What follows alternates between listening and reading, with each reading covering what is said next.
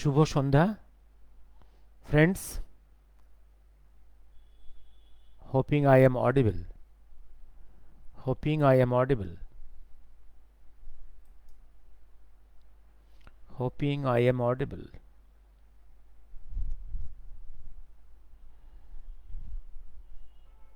Hoping I am audible. আমি শুরু করছি। হ্যাঁ, I am audible.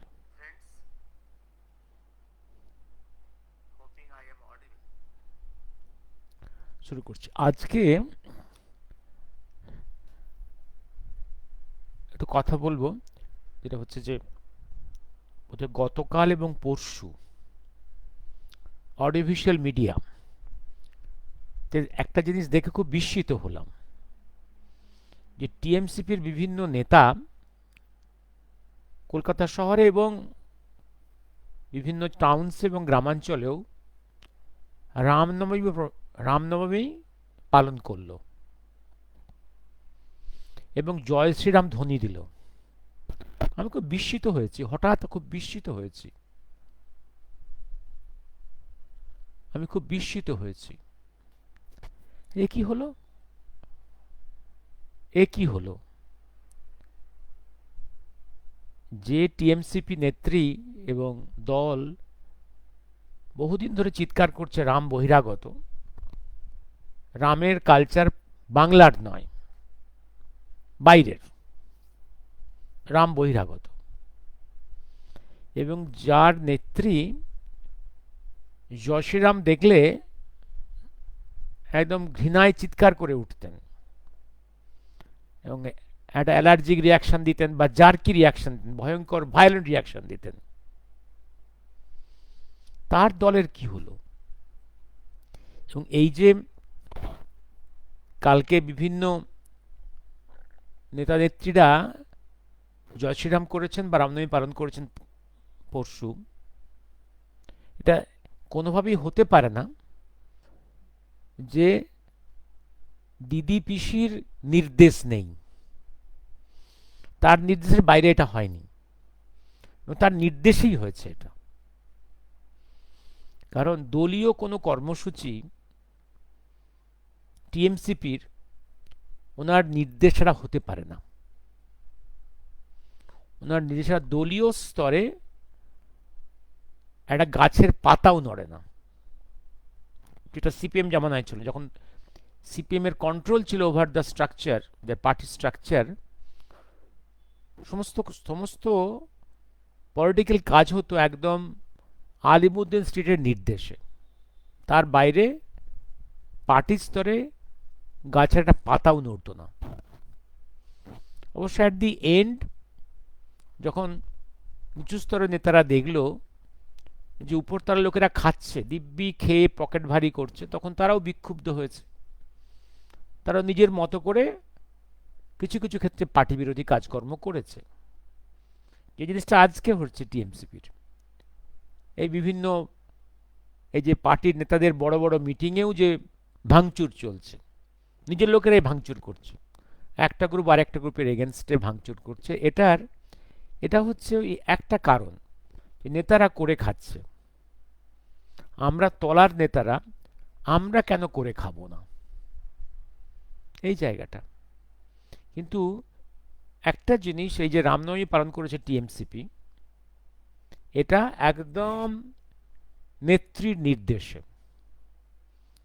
আমি কোনো অডিওভিজুয়ালে কোথাও নেত্রী নিজে জয় শ্রীরাম দিচ্ছেন বা রামনবমী পালন করছে এটা দেখিনি, কিন্তু পার্টির ক্যাডাররা এবং ছোট নেতারা এটা করেছে।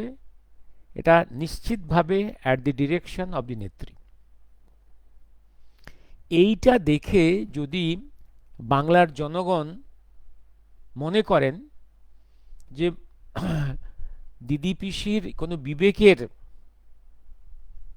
আঘাত এসছে বা দিদি পিসি তার ভুল বুঝতে পারছে, তাহলে মহা ভুল করছেন, মহা ভুল করছেন। কারণ এরা বহুমুখী, এরা হচ্ছে রাজনীতির স্বার্থে যখন যেটা প্রয়োজন সেটা করে। এদের কাছে কোনো মোরালিটি নেই, কোনো নৈতিকতা নেই। দেশের ঐতিহ্যের প্রতি কোনো শ্রদ্ধার কোনো জায়গা নেই। রাজনীতির ধান্দাবাজির জন্য এরা সবকিছুই করে। এবং আমি এই একই জিনিস উদাহরণ দিচ্ছি, সিপিএম, এই কমরেডরা, কমিউনিস্টরা একসময় রবীন্দ্রনাথকে বলতো বুর্জুয়া কবি, কিন্তু একটা সময় এসে ক্ষমতার স্বার্থে, ভোটের স্বার্থে, ভোট ব্যাংকের স্বার্থে তখন স্লোগান দিল কি, রবি ঠাকুরকে বিশ্বকবি করলো কে, সিপিএম আবার কে। এই তো, সুতরাং তা বলি কি সিপিএম বিশ্বকবির ভক্ত হয়ে গেছে? এটা খুব ভুল ধারণা। শঙ্কর 1 2 3 4 তৃণমূলের সবাই চোর। শঙ্কর, এবার আমি এই যে টিএমসিপির আচরণ, ওদিকে সিপিএমের আচরণ, আমি আমি নেহরুর একটা আচরণ দিয়ে আমি ইতিহাসের যে পরিক্রমাটা, যে একদম ইতিহাস, যে একই রকমের ঘটনা বারে বারে ঘটে বিভিন্ন রূপে, শয়তানদের বিভিন্ন সময় মুখোশ পরিবর্তন ঘটে। এই মমতা ব্যানার্জি 90s পার্লামেন্টে চিৎকার করে বলতো পশ্চিমবাংলায় কোটি কোটি হয়েছে ইনফিল্ট্রেশন।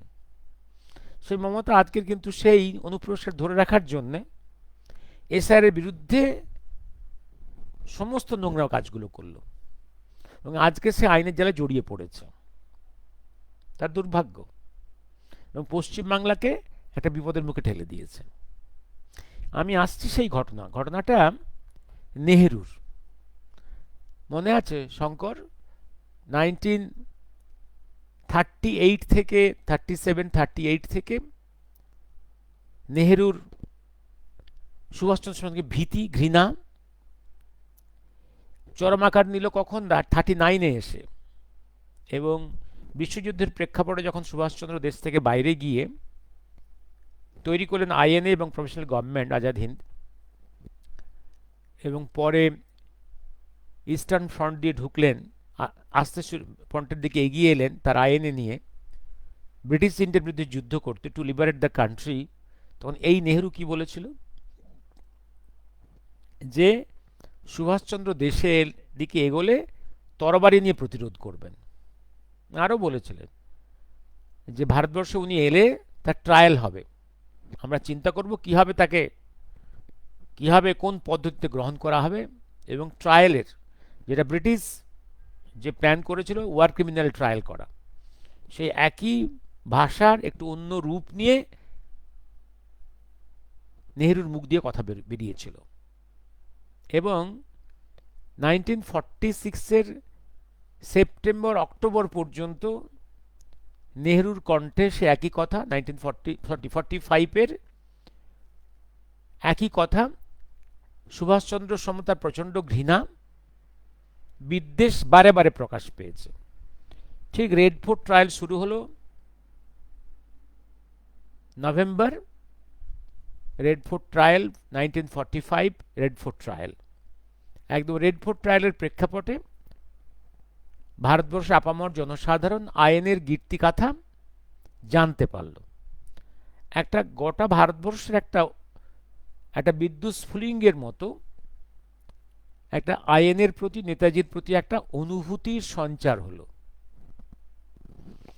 এইটা একদম ক্যারিয়ারিস্ট, অপরচুনিস্ট নেহরু বুঝতে পারলেন যে এই যে স্রোত বইতে শুরু করেছে, ভয়ঙ্কর স্রোত, এই স্রোতের বাইরে গেলে তার পলিটিক্যাল ক্যারিয়ারটা নষ্ট হয়ে যাবে। সুতরাং এইবার পর্দার সামনে তিনি আইনের গুণগান এবং নেতাজির গুণগান করতে শুরু করলেন, জয় হিন্দু বলতে শুরু করলেন, নেতাজি জিন্দাবাদও বলতে শুরু করলেন। এই জিনিসটা হিস্ট্রির অনেক রেকর্ডসেই আছে। আমি একটা রেকর্ড আজকে একটু পড়ে শোনাব। এটা হচ্ছে একটা হিস্টোরিক্যাল রেকর্ডস। এটা এফিডেভিট ফর্মে এসেছিল জাস্টিস খোসলা কমিশনে 1970s, আবার এফিডেভিট ফর্মে এসেছিল জাস্টিস মুখার্জি কমিশনে, এটা এফিডেভিট ফর্মে। এফিডেভিটটা হচ্ছে এটা, আমি জাস্টিস মুখার্জি কমিশনের এফিডেভিটটা আমি তুলে দিয়েছি মহাকাল কথন প্রথম খণ্ডে অ্যাপেন্ডিক্স বিতে। এইটা এর একটা পার্ট, এটা হচ্ছে মজদুর মুবারকের একটা এফিডেভিট। মজদুর মুবারক কে ছিলেন? মজদুর মুবারক ছিলেন বলি, উনি হচ্ছেন প্রয়াগরাজ, আজকের যে প্রয়াগরাজ, একসময় এলাহাবাদ, এখানকার নবাব পরিবারের সন্তান, এবং ব্রিটিশ ইন্ডিয়ার সময় ওদের কলকাতাতেও ওরা বসবাস শুরু করে, এবং আফটার পার্টিশন যখন ভারতবর্ষে ভয়ঙ্কর খাদ্য সংকট দেখা দেয়, রাইস ক্রাইসিস হয়, তখন এই ব্যক্তি, one of the very big merchant to collect rice from Burma and Thailand, এবং নেহরুর সঙ্গে ব্যক্তিগত সম্পর্ক, but very upright man of personality. এবং এই এপিডেভিট যেটা করেছে, এপিডেভিটের একটা অংশ আমি তুলে দিয়েছিলাম নেতাজি থেকে ভগবানজি বইয়ে, যেখানে এই মজদুর মোবারক বার্মাতে থাকার সময় 50s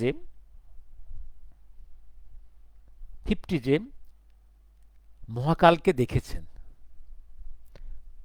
চালের ব্যবসায়ী, এস শঙ্কর, চালের ব্যবসায়ী, অ্যান্ড মজদুর Mubarak came to in contact with the mystery man Mahakal in Rangoon in 1950s। আমি এই অংশটা নেতাজি থেকে ভগবানজি অংশে ব্যবহার করেছি। এখানে আমি পুরো এপিডেভিটটা দিয়েছি, এটা দেখাতে চাইছি অনেকগুলো অ্যাঙ্গেল দেখানোর জন্য, এবং আরেকটা অ্যাঙ্গেল দেখাতে চেয়েছি এইটাতে, যে এই যে সবার কাছে প্রচারিত হয় যে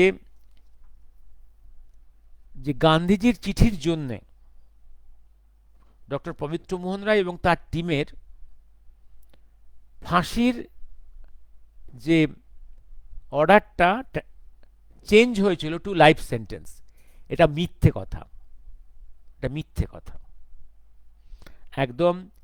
এইখানে মজদুর মুবারক পরিষ্কার বলছেন যে বেলা বোসের প্রতিনিধিকে নেহেরু বাড়ি থেকে তাড়িয়ে দিয়েছিল, আর নেহেরু আর গান্ধী বলেছিল যেহেতু বেলা নিজে গিয়েছে, অতএব একমাত্র তার স্বামীর জন্য তিনি অ্যাপিল করতে পারেন টু ভাইসরয়, অন্যদের জন্য করবেন না। বেলা বোস বললেন, যদি আপনি সবার জন্য চারজনে না করেন, তাহলে আমার স্বামীর জন্য আলাদা করে করার দরকার নেই। বাট ব্যাপারটা জানতে পারেন স্যার তেজ বাহাদুর সাপ্রু। এই তেজ বাহাদুর সাপ্রুই ডাইরেক্টলি চিঠি লিখেছিলেন টু ভাইসরয় ওয়াভেল। তেজ বাহাদুর সাপ্রু তখন স্যার তেজ বাহাদুর সাপ্রু, ভীষণ নেতাজি প্রেমিক মানুষ। এই তেজ বাহাদুর সাপ্রুর চিঠির জন্যই viceroy went into action to change death sentence to life imprisonment of the whole team of Dr. পবিত্র মোহন রায়। হলো আর একটা জায়গা, একটা আমি পড়ে শোনাচ্ছি, সেটা হচ্ছে একটা ঘটনা। কারণ এই ভদ্রলোক একদম জেলখানায়, এবং ইন্ডিয়ার টপ পলিটিশিয়ানদের সঙ্গে, গান্ধী, নেহেরু, জয়প্রকাশ নারায়ণ, শরৎ বোস, সবার সঙ্গে closely related, but man of personality. হ্যাঁ, শ্রদ্ধা এবং প্রণাম দেবেন স্যার শ্রীকান্ত কদম। এইবার আমি একটু আগে বাংলায় পড়ে দিই এই অংশটা, বলি, তারপর আমি ইংরেজিটা পড়ব। এটা হিস্টোরিক একটা ডকুমেন্ট, যে শরৎ বোস 1946-এ জওহরলালকে কলকাতা আসার জন্য আমন্ত্রণ জানালেন, এবং জওহরলাল ট্রেনে করে এলেন। কি ঘটনাগুলো ঘটলো একটু পড়ে শোনাবো, একদম ওনার অরিজিনালটা। যখন ট্রেনে করে আসছেন, তখন ট্রেনে বিভিন্ন স্টেশনে থামছে এবং একটা স্টেশনে ট্রেন থামলো, কংগ্রেসীরা জাতীয় পতাকা নিয়ে এসে জিন্দাবাদ নেহেরু জিন্দাবাদ এ সমস্ত বলতে শুরু করলো। উনি সবাইকে থামিয়ে দিয়ে চিৎকার করে বললেন, না, তোমরা বলো আজাদ হিন্দ জিন্দাবাদ, জয় হিন্দ, চলো দিল্লি, নেতাজি জিন্দাবাদ, এই চিৎকার দিলেন। এই হচ্ছে Nehru.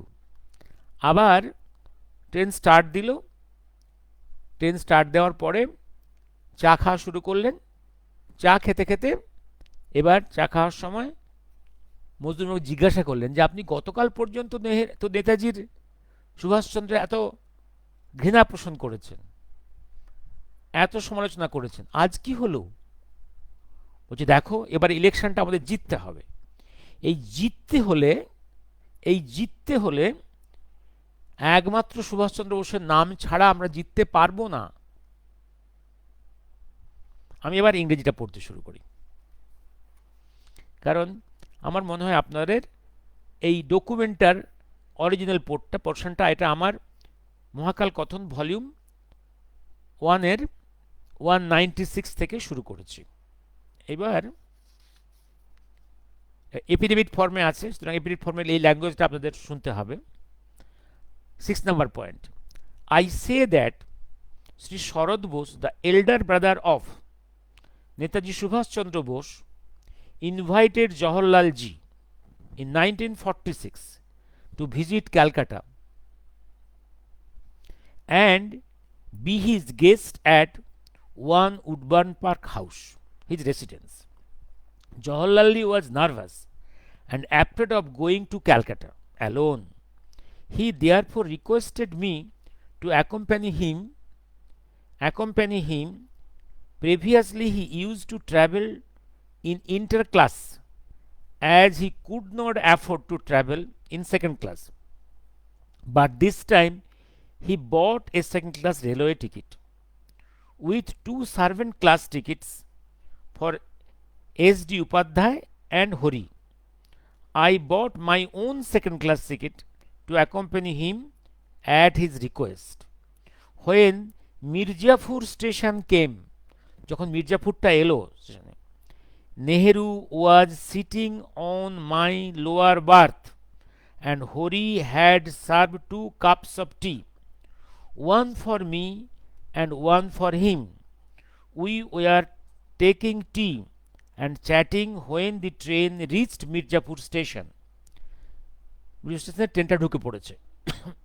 At Mirzapur station, about 10 men with Congress flags were shouting on the platform, "Bol Jawaharlal ki joy."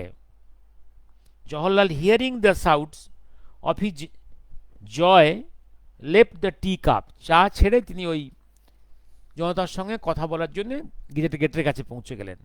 Got up and opened the door of the compartment, holding the 2 bars of the compartment. He with folded hands addressed the crowd. জনতার উদ্দেশ্যে এবার বক্তৃতা দিতে হবে। জয় হিন্দ, তার মুখ দিয়ে জয় হিন্দ, চলো দিল্লি, নেতাজি জিন্দাবাদ। নেহেরুর মুখ দিয়ে বেরোচ্ছে কথাগুলো, জয় হিন্দ, চলো দিল্লি, নেতাজি জিন্দাবাদ। যেমন টিএমসিবির মুখ দিয়ে বেরোচ্ছে এখন জয় Shriram. The train then left and he came back to his seat on my berth and asked Hori to give another 2 cups of tea, one for me and one for himself. After sipping twice the cup, I asked him, আমি জিজ্ঞাসা করলাম, Panditji, in jail you said Subhas is a traitor. Panditji, আপনি তো জেলখানায় আমাকে বলেছিলেন সুভাষ দেশদ্রোহী। and INA is a mercenary army. INA একটা মানুষ খুন করা একটা বাহিনী। I shall stand on the Indian frontiers holding a gun and stop Subhas entering into India. আমি ফ্রন্টিয়ারে দাঁড়িয়ে থাকবো একটা রাইফেল হাতে নিয়ে সুভাষকে প্রতিহত করার জন্য, to prevent him to enter India. But today you say Netaji জিন্দাবাদ, চলো দিল্লি, আর আজকে আপনিই বলছেন নেতাজি জিন্দাবাদ, দিল্লি চলো। He then put his finger on his own mouth, তিনি নিজের মুখে এরকম আঙুল দিলেন। অ্যান্ড সেড, চুপ চুপ চুপ, চুপ করতে বললেন, চুপ চুপ চুপ। One of the fellow travellers, mister P Subramaniam, who is perhaps still alive, সম্ভবত পি সুব্রমণিয়াম এখনো বেঁচে আছেন, and residing in New Alipur in Calcutta, was hearing all these conversations. He was then the Assistant Secretary of the Indian Chambers of Commerce. Later, he became a director of Messrs. Sujain Services Limited. Nehru had a pause and then told, তারপর নেহেরু বলছেন, কি বলছেন? Look, দেখো, I have to win the election, আমাকে ইলেকশনটা জিততে হবে। and I can win only on the name of Subhash Chandra Bose, আমি একমাত্র সুভাষ চন্দ্র বোসের নামেই জিততে পারবো ইলেকশনটা, আমাকে ইলেকশন জিততে হবে, আমাকে সুভাষ বোসের নামেই ইলেকশনটা জিততে হবে। 7 number point, I say that we are invited by Sarat babu to stay at one Woodburn Park। তারপর অনেক কাণ্ড আছে আরো। হ্যাঁ, এবার এবার এবার আমি সহজ করে বলে যাই। এবার হয়েছে কি, ওরা ডিরেক্টলি উডবার্ন পার্কে গিয়েছে শরৎ বসুর বাড়িতে। শরৎ বসুর বাড়ির বেল দেওয়ার পরে তার মেজ ছেলে অমিয় বোস দরজা খুলে দুজনকে বসতে বলেছে। দুজনকে বসতে বলেই অমিয় তাকে একটা কথা বলেছে নেহরুকে, Panditji, would you like to have hot or cold, এই ল্যাঙ্গুয়েজটা বলেছে। Would you, what would you like to have hot or cold, what would you like to have hot or cold, এর মানে কিন্তু বিভিন্ন হয়। হয়তো বলতে চেয়েছে যে আপনি কোনো হট ড্রিঙ্কস খাবেন না কোল্ড ড্রিঙ্কস খাবেন। নেহরু অন্যভাবে অনুমান নিয়েছে যে একে পেদাবে নাকি আমাকে, পেদাবে নাকি। এবং হঠাৎ নেহরু আতঙ্কিত হয়ে এই আমাদের এর হাত ধরে এই মজদুর মুবারকের হাত ধরে উড়বাগ থেকে বেরিয়ে আসেন। বেরিয়ে আপনি কোথায় যাবেন? তারপরে কার ধরে চিৎকার করে, কার বলে কারে চিৎকার করে উঠে তখন মুভিন বললেন, আপনি তাহলে আমার ফ্ল্যাটে, আমার বাড়িতে চলুন। না, ওখানে যাব না। ওরা যে পৌঁছলো বিশি রায়ের বাড়িতে, ওরা বিশি রায়ের বাড়িতে গেল। বিশি রায়ের বাড়িতে রেখে মজুমদারও চলে এলেন এবং বিনোদবাবু বললেন যে তোমার গাড়িটা আমাকে পাঠিয়ে দিও, কারণ তার নিজের পয়সায় তো আর সে সময় গাড়ি চড়ার পয়সা ছিল না নেহরুর। মজদুর মেয়রের গাড়িতে উনি কলকাতার দিন কয়েক চড়ে বেড়ালেন আর বিশের বাড়িতে থাকলেন। এই হচ্ছে কাণ্ড। পরবর্তীকালে টাকা চুরি করে করে অনেক টাকার মালিক নেহরু হয়েছে, যেটা সম্পত্তি ইন্দিরা পেয়েছে, যে সম্পত্তির মালিক এখন সোনিয়া গান্ধী। প্রচুর চুরি চামারি করে বড় হয়েছে ওরা। এই হচ্ছে ইতিহাস। একই জিনিস সেদিন।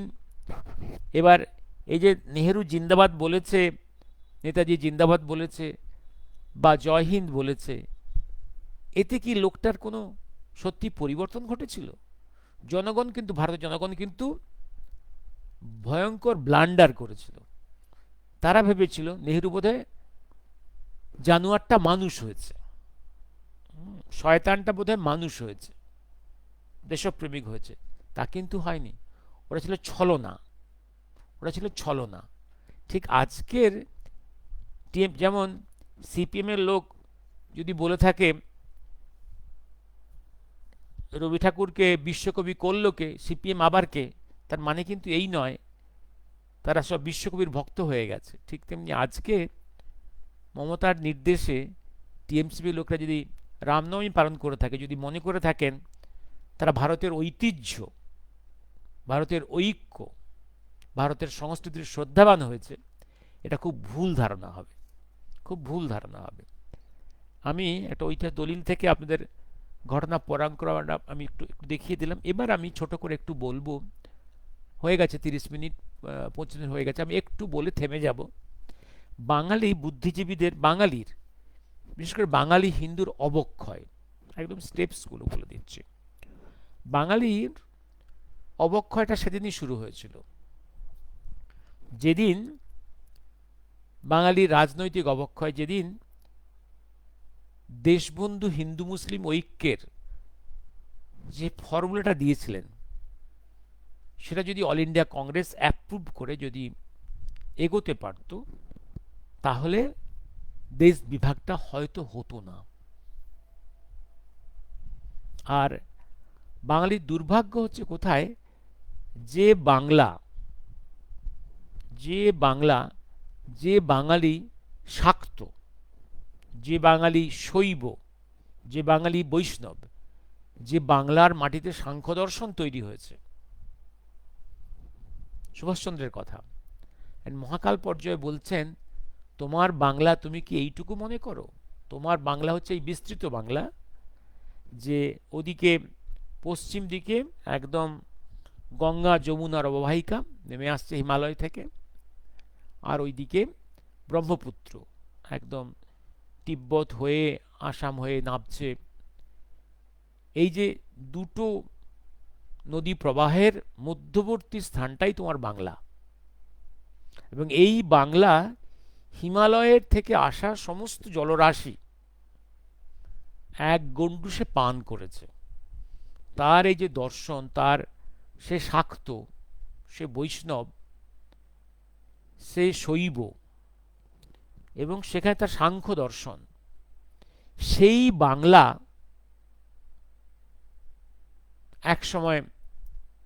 এক সময় বুদ্ধিস্ট হয়েছিল, তার প্রথম এক অবক্ষয়। তারপর সে ইসলাম গ্রহণ করেছিল, আরেক অবক্ষয়। তারপর সে গান্ধীজিকে গ্রহণ করেছিল। গান্ধীজির জীবন দর্শন যা আছে সেটা একটা একটা একটা একটা একটা একটা মিথ্যাচার, একটা ভাঁওতাবাজি। সেই ভাঁওতাবাজিটা বাঙালি বুদ্ধিজীবী গ্রহণ করেছিল। বাঙালি বুদ্ধিজীবীর মধ্যে, বাঙালি সাহিত্যিকদের মধ্যে গান্ধীজির প্রভাব ভয়ঙ্করভাবে দীর্ঘদিন ছিল। একটা বড় উদাহরণ হচ্ছে, যেদিন কংগ্রেস থেকে বহিষ্কৃত সুভাষচন্দ্র মহাজন সদনের দ্বার উদ্ঘাটনের জন্য রবীন্দ্রনাথকে আমন্ত্রণ করেছিলেন, এসেছিলেন। হাওড়া স্টেশনে বাংলার বুদ্ধিজীবী সাহিত্যিকদের একটা বিশাল অংশ বসেছিল রবীন্দ্রনাথকে বারণ করার জন্যে, যে তুমি সুভাষচন্দ্রের প্রোগ্রামে যেও না। এবং গান্ধীজির সঙ্গে সুভাষচন্দ্রের সম্পর্ক তিক্ত করার জন্যে বাংলার সাহিত্যিক বুদ্ধিজীবীর একটা বড় অংশ অ্যাক্টিভ ছিল। তারা ফেল করেছিল, কিন্তু অ্যাক্টিভ ছিল। এবং এই নেতাজি বিদ্বেষী বাঙালি বুদ্ধিজীবী ডমিন্যান্ট রোল প্লে করেছে, আজও আছে। মহিতলাল মজুমদার যখন তার বই লিখলেন অন সুভাষচন্দ্র, এই বাঙালি বুদ্ধিজীবীদের অপোজিশনের জন্য তিনি পাবলিশ করতে পারেননি দীর্ঘদিন। আমি সুভাষ বলছির মতো একটা ব্রিলিয়েন্ট বই দীর্ঘদিন রিমেন্ড আনপাবলিশড। ব্যাক করছি, বাঙালি বুদ্ধিজীবীদের, বাঙালি বাংলার অবক্ষয়ের আর একটা জায়গা হচ্ছে শ্যামাপ্রসাদ মুখার্জি এবং ফজলু হকের যৌথ চেষ্টা, যেটা হয়েছিল লাস্ট শ্যামা হক মন্ত্রিসভা, সেটাকেও বাঙালিরা বাঁচিয়ে রাখতে পারেনি। একদিকে গান্ধী নেহরুদের চক্রান্ত, একদিকে ব্রিটিশের চক্রান্তের কাছে এবং মুসলিম ফান্ডামেন্টালিস্টের কাছে, চক্রান্তের কাছে সেটা হেরে যায়। যদি শ্যামা হক মন্ত্রিসভা সাকসেসফুল হতো, তাহলে ভারত বিভাগ আর তার ফলে বাংলা বিভাগ থেকে এড়ানো যেত। ফজলুল হককেও কিন্তু বাঙালি মুসলিমরা বুঝতে পারেনি, তার যে গ্রেটনেসটাকে শ্যামাপ্রসাদকেও বুঝতে পারেনি। এবং যখন কমিউনিস্ট পার্টি বলতে শুরু করলো আগে ভারত বিভাগ, তারপরে দেশ স্বাধীন হবে, মুসলিম লীগ তো ভারত বিভাগ চেয়েই আছে, এবং কংগ্রেস রেজলিউশন করে পাশ করালো ভারত বিভাগ। এই প্রেক্ষাপটে যখন ভারত বিভাগটা সেটেলড ফ্যাক্ট, তখন শ্যামাপ্রসাদ মুখার্জি সামনে এগিয়ে এলেন ফর পার্টিশন অফ বেঙ্গল। তা পার্টিশন অফ বেঙ্গলের কি ঘটনা একদম স্টেপ বাই স্টেপ চিন্তা করে দেখো। প্রথমে যতটুকু রেকর্ডস দেখতে পাচ্ছি, মেজর জেনারেল এসি চ্যাটার্জি আইএনএর, উনি প্রথম মুভমেন্টটা স্টার্ট করেছিলেন যে এই পরিস্থিতিতে বাঙালি হিন্দুর বেঁচে থাকার পথ হচ্ছে পার্টিশন অফ বেঙ্গল। তাকে সমর্থন করে গেল কারা কারা? প্রফেসর রমেশ মজুমদার, যদুনাথ সরকার, ওদিকে মেঘনাথ সাহা, এই সমস্ত বৈজ্ঞানিকরা, এরা বুদ্ধিজীবীরা আন্দোলনটাকে আর একটা স্তরে নিয়ে গেল, বৌদ্ধিক স্তরে। Then came in the scene Shyamaprasad Mukherjee, কারণ পলিটিক্যালি একটা বড় মাপের মানুষ, তাকে এগিয়ে আসতে হয়েছিল। এইবার এইবার এইবার দেখুন, পার্টিশনের সময় কিন্তু কংগ্রেস শ্যামাপ্রসাদকে সাপোর্ট করেছিল, কমিউনিস্টও সাপোর্ট করেছিল, কিন্তু ঠিক পার্টিশনের পরে বোধ কংগ্রেস এবং কমিউনিস্টরা একদম উল্টো সুরে গাইতে শুরু করলো। কি কংগ্রেস বলতে শুরু করলো? বাংলার শ্যামাপ্রসাদ মুখার্জি ডিভিসিভ ফোর্স, মুসলিম বিদ্বেষী, সাম্প্রদায়িক। কমিউনিস্টরা তাই বলতে শুরু করলো যে তার জন্যই নাকি বাংলা ভাগ হয়েছে। অথচ ওরা কিন্তু ভোট দিয়েছিল, কারণ বেঙ্গল পার্টিশন যখন হলো ন্যাচারাল রিফিউজি প্রবলেম হবে। পাঞ্জাবের প্রবলেমটা সলভ হয়েছে অনেকটা ন্যাচারাল ওয়েতে, ফোর্সড এক্সচেঞ্জ অফ পপুলেশনের জন্য এবং গভর্নমেন্ট অফ ইন্ডিয়ার ফান্ডিংয়ের জন্য। বেঙ্গলের ক্ষেত্রে এরকম ফোর্সড এক্সচেঞ্জ অফ পপুলেশন হয়নি এবং সেন্ট্রাল গভর্নমেন্টের কোনো হেল্প আসেনি ফিনান্সের to for the refugee houses. বাংলাকে সাফার করতে হয়েছে। এই সাফারিংয়ের দায়িত্বটা বোধ কমিউনিস্টরা এবং কংগ্রেসিরা সব চাপিয়ে দিল শ্যামাপ্রসাদের ঘাড়ে। এবং গোটা বাংলায় কি দুর্ভাগ্য যে ওয়েস্ট বেঙ্গলে বাঙালি হিন্দুরা আজকে বেঁচে আছে, ওপার বাংলা থেকেও কোটি কোটি হিন্দু এসে বেঁচে আছে এখানে, না হলে আজকে ধর্মান্তরিত হতে হতো বা খুন হতে হতো, মা বোনেদের রেপড হয়ে কনভার্সন হয়ে যেতে হতো বা মাইগ্রেট করে কোথাও চলে যেত বাইরে। সেই বাঙালি হিন্দুরা সব থেকে ঘৃণা করতে শুরু করলো শ্যামাপ্রসাদকে। এর থেকে নৈতিক অবক্ষয়, বৌদ্ধিক অবক্ষয় আর কি হতে পারে? এবং বাংলার বুকে কারা দাঁড়িয়ে থাকলো? কংগ্রেস, যারা দেশভাগ করেছে। এবং কি দুর্ভাগ্য, বাংলার প্রথম একদম বাই দ্য লেজিসলেটিভ চয়েস যিনি মুখ্যমন্ত্রী হয়েছিলেন, তার নাম প্রফুল্লচন্দ্র ঘোষ, পণ্ডিত মানুষ। তিনি বড়বাজারের করাপশনটাকে মানতে পারেননি, তাই নেহেরুর ফোনে তাকে রিজাইন করতে হয়।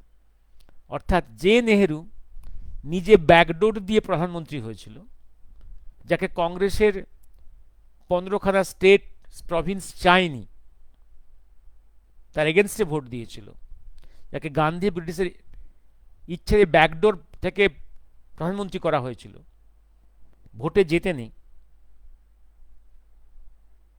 ব্যাকডোর প্রাইম মিনিস্টার, তার নির্দেশে পশ্চিমবাংলার মুখ্যমন্ত্রী চেঞ্জ হলো। বিসি রায় এলেন। বিসি রায় বড় মানুষ, কোনো সন্দেহ নেই, but he is again A backdoor chief minister. এবং তারপরে সিপিএম এলো, এক সিপিএম, যে কমিউনিস্টরা কোনোদিন ভারতবর্ষের সংস্কৃতি, বাংলার সংস্কৃতিকে শ্রদ্ধা করে না, যার কোনো ন্যাশনাল প্ল্যানিং নেই, যাদের স্টেট ডেভেলপমেন্টের কোনো প্ল্যানিং নেই, তাদের হাতে ক্ষমতা চলে গেল। 34 ইয়ার্স কন্টিনিউয়াস বাংলাকে একটা ইন্ডাস্ট্রিয়াল মরুভূমি, অর্থনৈতিক মরুভূমি এবং শিক্ষাক্ষেত্রগুলোকে পলিটিক্যাল পার্টির কোয়ার্টার বানিয়ে দিল। এবং আমি একটা জিনিস বলছিলাম যে এই যে সিপিএম লাল ঝান্ডা তুলে তুলে সমস্ত ফ্যাক্টরিগুলোকে বন্ধ করলো ইন দ্য নেম অফ ইউনিয়নবাজি, লেবার রাইটস, ইউনিয়ন, একটা একটা ফ্যাক্টরি বন্ধ হয়ে গেল। অদ্ভুত চিন্তা করে দেখুন, এদেরই ফাদারল্যান্ড বা গুরু চীন কি করলো সে সময়? চীন করলো কি, চীনে আমেরিকা, জার্মানি, ইউরোপের টাকা ইনভেস্ট হলো, টেকনোলজি ইনভেস্ট হলো, সেখানে চিপ লেবারগুলোকে ইউজ করতে হবে। এবং ইন্ডিয়াতে হলো কি, সেখানে ফ্যাক্টরি হাজারে হাজারে তৈরি হলো, আর এখানে কমিউনিস্ট পার্টিরা করলো কি, এখানে হাজার হাজার ফ্যাক্টরিকে বন্ধ করে দিল, মালিকদের বাধ্য করলো ফ্যাক্টরিগুলোকে বন্ধ করার, এবং পুরো ক্যাপিটাল টেকনোলজি ট্রান্সফার হয়ে চলে গেল আউটসাইড বেঙ্গল। এই যে জিনিসটা শঙ্কর, আমার ধারণা এটা একটা ইন্টারন্যাশনাল চক্রান্তের ফল। শুধু যে সিপিএমের নিজস্ব পলিসি তা নয়, কারণ ওরা তো কোনোদিন কনস্ট্রাকটিভ কিছু করেনি। এটা একটা কারণ কি, যদি, কারণ তখন ইন্ডাস্ট্রিয়াল প্লেনে বেঙ্গল একটা হিউজ কন্ট্রিবিউশন ছিল। ইন্ডিয়ার যে ইন্ডাস্ট্রিয়াল প্রোডাকশনের একটা বড় অংশ আসতো বেঙ্গল থেকে। সেটাকে যদি কোলাপস করে দেওয়া হয়, তাহলে চীনের ওয়ার্ল্ড মার্কেটটা ওপেন করে যাবে, প্লাস ইন্ডিয়ার মার্কেটেও চীনের মাল ঢুকবে। আমার ধারণা এটা একটা বড় চক্রান্তের ফসল। চীনের কমিউনিস্ট পার্টি যেখানে বড় বড় সেলস তৈরি করলো, বিদেশি টাকা, বিদেশি ফ্যাক্টরি তৈরি হওয়ার পরিবেশ তৈরি করে দিল, সেখানে এখানকার কমিউনিস্ট পার্টি ফ্যাক্টরিগুলোকে বন্ধ করার পথ তৈরি করলো, ইন দ্য নেম অফ ইউনিয়নবাজি, in the name of labour rights. ওরা লেবারকে রাইটস শেখালো, দায়িত্ববোধ শেখালো না, সর্বনাশ করে। এই হচ্ছে সিপিএম। তারপরে দুর্ভাগ্য, এবং সিপিএম গেল, ঠিক সিপিএমেরই আরেকটা দল এলো, টিএমসিপিএম, একই মেকানিজমে। আমি বহুবার বলেছি বিভিন্ন অর্থে, এবং যে ইন্টারন্যাশনাল চক্র সিপিএমকে তৈরি করেছিল এবং পশ্চিমবাংলায় রাজত্ব করার পথ তৈরি করে দিয়েছিল, সেই একই আন্তর্জাতিক চক্র, ভারত বিদ্বেষী, ভারত বিরোধী, ডিভিসিভ ফোর্স, তাদেরই আরেকটা প্রোডাক্ট হচ্ছে টিএমসিপিএম। যখন দেখলো সিপিএম ইজ বিকামিং আনপপুলার, এই দলটাকে আনিয়ে নিল। আমি বহুবার বলেছি, সিপিএম তৈরির পেছনে চক্র হচ্ছে আন্তর্জাতিক, একটা হচ্ছে আমেরিকান ডিপ স্টেট, চায়না এবং Pakistan, China, American deep state, এই তিন শক্তির সমন্বয়ে তৈরি হয়েছিল সিপিএম। টিএমসিপি তৈরির পেছনেও হচ্ছে একদম ইসলাম মানি, যেটা হচ্ছে পেট্রোডলার এলো, আর পেছনে আমেরিকান ডিপ স্টেট। এদেরই যৌথ ফসল হচ্ছে টিএমসিপিএম। এবং বাঙালি বুদ্ধিজীবী আজকে একদম মোহগ্রস্ত হয়ে, কারণ প্রত্যেকে কিছু না কিছু ডোল পাচ্ছে। হ্যাঁ, এমন একটা অবস্থায় পশ্চিমবাংলায় কোনো বুদ্ধিজীবী কোনো প্ল্যাটফর্ম পাবে না যদি না সে রুলিং পার্টির মেম্বার হয় বা তেলবাজি করে। কোনো সিনেমার নায়ক নায়িকা বা যাত্রার নায়ক নায়িকা বা গায়ক, তারা কোনো প্রোগ্রাম পাবে না যদি না পার্টির তারা অনুগত হয়। এবং শিক্ষা তো খতম হয়ে গেছে, তা সত্ত্বেও একদম সবথেকে একটা বড় মেকানিজম হচ্ছে এরা একদম ওই 1,500 টাকা করে 1,000 টাকা করে সমস্ত কি লক্ষ্মীর ভাণ্ডার দিয়ে যাচ্ছে, একটা ভাতা দিয়ে একটা জাতকে একদম পাপেট বানিয়ে রাখা, একটা ভোট ব্যাংক তৈরি, ভাতা দিয়ে, শুধু ভাতা দিয়ে ভোট ব্যাংক তৈরি করে এরা নাকি পশ্চিমবঙ্গ তৈরি করবে। ভাতা দিয়ে পৃথিবীতে কোথাও কোনো দেশের উন্নতি হয়নি। ভাতা দিয়ে চিরকাল এরা হয়ে থাকবে মানসিক দিক থেকে, বৌদ্ধিক দিক থেকে এরা থাকবে নির্ভরশীল এবং আজ্ঞাবহ দাসের মতো এরা থাকবে। এরা নিজেরা কখনো কিছু স্বাবলম্বী হওয়ার চেষ্টা করবে না। এতে পশ্চিম বাংলার কোনো উপকার হবে না, বাংলার কোনো উপকার হবে না, কোনো ব্যক্তির বা পরিবারের কোনো উপকার। শুধু তাই নয়, এই টিএমসিপির জন্যে, আগে সিপিএমের জন্যে, তারপরে সেই টিএমসির জন্যে পশ্চিম বাংলা হয়ে গেছে ভারত বিরোধী শক্তির একটা আঁতুড় ঘর। বাইর থেকে, বিশেষ করে বাংলাদেশ থেকে যে কোটি কোটি ইনভিটেশন হয়েছে, তারা এখানে অনেকেই একদম এখানকার লিগেল ডকুমেন্টস নিয়ে বাসিন্দা হয়ে গেছে এবং ইন্ডিয়ার বিভিন্ন প্রান্ত ছড়িয়ে পড়েছে। এই যে এসআইআরটা হয়ে একমাত্র অল্প পরিমাণ মানুষকে ফিল্টার আউট করা যেতে সম্ভব হয়েছে। আমি এখনো পর্যন্ত সন্দিহান যে যদি এবং এই পশ্চিমবাংলার এই সামনের ইলেকশনে সুপ্রিম কোর্ট এবং ইলেকশন কমিশন যে মেকানিজমটা লে ডাউন করে দিয়েছে, এটাই সাফিসিয়েন্ট নয় to have a fair election in Bengal. কারণ পশ্চিমবাংলায় স্টাফেদের দিয়েই তো ইলেকশন কমিশনকে পুরো কাজটা করতে হবে, এবং সেই স্টাফের তুমি একজনকে এই ভিডিওকে ওখানে পাঠাও কি এখানে পাঠাও, চেঞ্জ করো, খুব একটা তফাৎ হবে না। কারণ কি, অলমোস্ট সমস্ত সরকারি কর্মচারী হচ্ছে এন্ট্যাঙ্গেলড হয়ে আছে, পশ্চিমবাংলার যে করাপশন নেটওয়ার্কের মধ্যে এন্ট্যাঙ্গেলড হয়ে আছে, এটা সেখান থেকে বেরিয়ে আসতে পারবে না। আমার এখনো সন্দেহ হচ্ছে যে এই এত কিছু ম্যাসিভ, এবং এবারের ইলেকশন কমিশন এবং সুপ্রিম কোর্ট পশ্চিমবাংলা ইলেকশনের জন্য যা কাণ্ডগুলো করেছে, ভারতবর্ষে কখনো কোথাও এই জিনিস ঘটেনি। তা সত্ত্বেও যেহেতু আলটিমেটলি কাজগুলো করতে হবে by the staff of the government of West Bengal, তাদের প্রত্যেকে প্রত্যেকে উইথ এক্সেপশনস, ফিউ এক্সেপশনস, তারা সবাই এই সিস্টেমের একদম ক্রীড়নক হয়ে গেছে, দাসে পরিণত হয়েছে। তাদের কাছ থেকে কোনো সৎ কাজ, কোনো অনেস্ট লিগেল কাজ আশা করা খুব দুরাশা হবে। আমি এখনই সন্দেহ করি যে এত কিছু সত্ত্বেও ফেয়ার ইলেকশন সম্ভব হবে না। It needs, Bengal needs totally a governor rule আর প্রেসিডেন্ট রুল, এছাড়া কোনোভাবেই সম্ভব নয়। দেখা যাক, হোপিং ফর দ্য বেস্ট। এবার Shankar V S Naipaul, Bengali intellectuals committed intellectual suicide on a industrial scale. Industrial scale, yes, industrial, দেখি তুমি, Naipaul, Bengali intellectuals committed intellectual suicide on industrial scale, yes. আচ্ছা, হনুব্রত এবং রামনবমী মিছিলে বেরিয়েছিল, হ্যাঁ, শ্রদ্ধা প্রণাম দেবেন স্যার, শ্রীকান্ত কদম, শঙ্কর কুমার চ্যাটার্জি, চালের ব্যবসায়ী, জয়দেব বাবু। আমি আজকে রাখছি, শুভরাত্রি। বাংলার অবক্ষয়ের, জানি না, বাঙালির বুদ্ধিজীবীর অবক্ষয় এখনো এই মুহূর্তে বাঙালি বড় অংশ এখনো পর্যন্ত এখনো ওই সিপিএম টিএমসিপিএম চক্রের মধ্যেই পড়ে আছে। মুক্ত চিন্তার, বাংলাকে এই অবক্ষয় থেকে বেরিয়ে আসবার জন্য মুক্ত চিন্তা কেউ করছে না। একটা ওই ডোল রাজনীতি, কি কি এ রাজনীতি, ভাতার বাইরে ভাবতে পারছে না।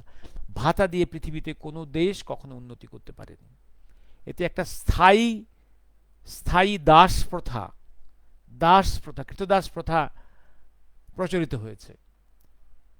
এ থেকে মুক্তি না পেলে এই বাংলার কোনো মুক্তি নেই।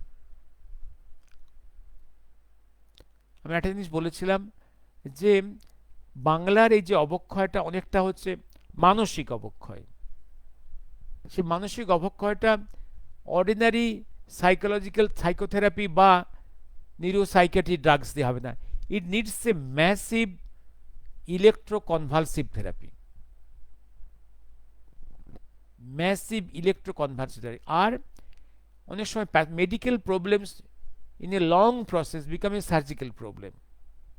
যেমন ulcer in abdomen in a long process becomes a surgical problem that needs a surgery. আমার মনে হয় এখনো পর্যন্ত পশ্চিমবাংলার জন্যে সুপ্রিম কোর্ট, ক্যালকাটা হাইকোর্ট এবং ইলেকশন কমিশন যে মেকানিজম স্টার্ট করে, that is not adequate, that is medical problems. Bengal needs a surgical operation in the form of president's rule, একদম rule and then election. শুভরাত্রি।